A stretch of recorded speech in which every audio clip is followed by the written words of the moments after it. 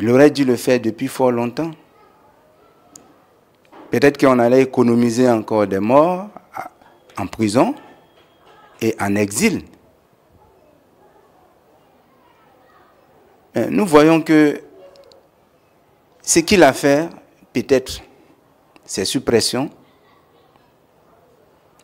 Sinon, lui-même, si ce n'est pas gentillesse, il allait le faire depuis fort longtemps.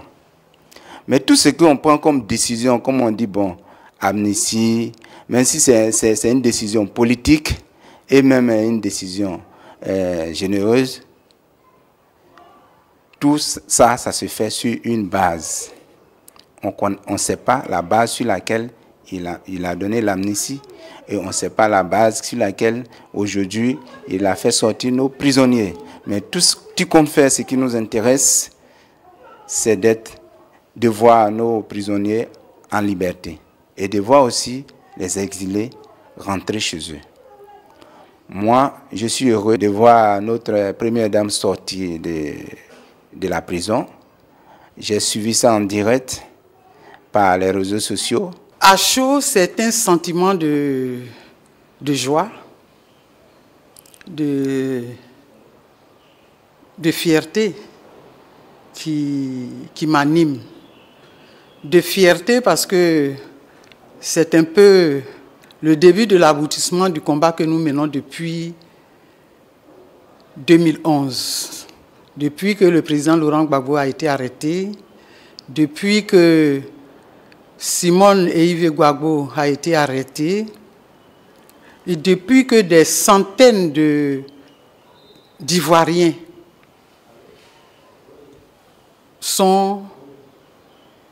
ont été emprisonnés. En dehors du fait que nous sommes satisfaits, nous nous disons aussi que c'est quelque chose qui devait arriver depuis longtemps, pour ne pas que la Côte d'Ivoire traverse cette période qu'elle est en train de traverser actuellement. Il doit amnistier aussi nos morts, c'est-à-dire les morts du génocide, ouais, les morts de nos amis patriotes, les morts des combattants qui étaient en exercice de leurs fonctions, qui ne font que défendre leur patrie, puisque ce n'est pas la Côte d'Ivoire qui a attaqué. C'est la Côte d'Ivoire qu'on a attaqué.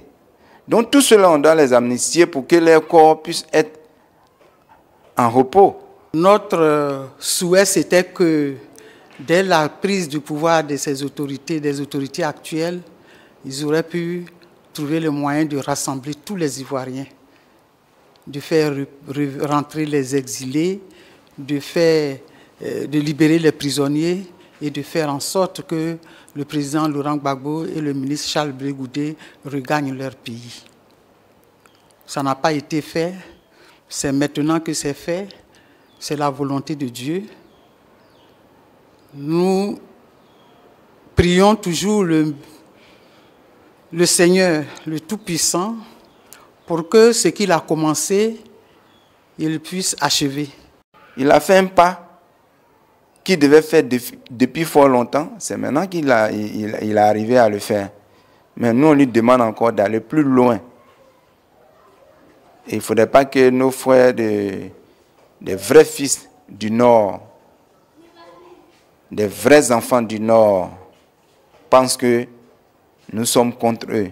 Parce que même en exil, là, il y a des vrais enfants du Nord aussi qui sont en exil avec nous. Et nous-mêmes, on n'est pas prêts même pour aller même dire à quelqu'un pourquoi tu as fait ceci, cela. La Côte d'Ivoire va renaître. On va oublier le passé et on va continuer d'en vivre ensemble, sans palabres. Et nous pensons que ce mouvement de décrispation-là doit se poursuivre pour que la réconciliation tant souhaitée par les Ivoiriens soit effective. Pour que ce ne soit pas une symphonie inachevée, pensons à libérer très rapidement le président Laurent Gbagbo et le ministre Charles Blé Goudé.